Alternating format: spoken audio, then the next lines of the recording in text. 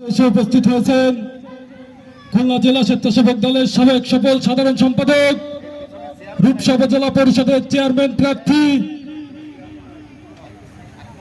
সাবেক ছাত্র নেতা, খুলনা জেলা স্বেচ্ছাসেবক দলের সংগ্রামী আহ্বায়ক জনতা জনাব আতাউর রহমান রুলু আমাদের মাঝে এসে উপস্থিত হয়েছেন।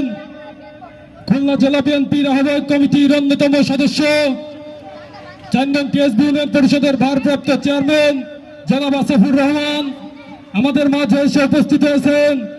রূপসা উপজেলা বিএনপির সংগ্রামী সাধারণ সম্পাদক জাবেদ হোসেন মল্লিক আমাদের মাঝে এসে উপস্থিত হয়েছেন। ৪ নং টিএসবি ইউনিয়ন বিএনপি সাবেক সদস্য সচিব, টিএসবি ইউনিয়ন বিএনপি সার্চ কমিটির ২ নং সদস্য জনাব আজিজুর রহমান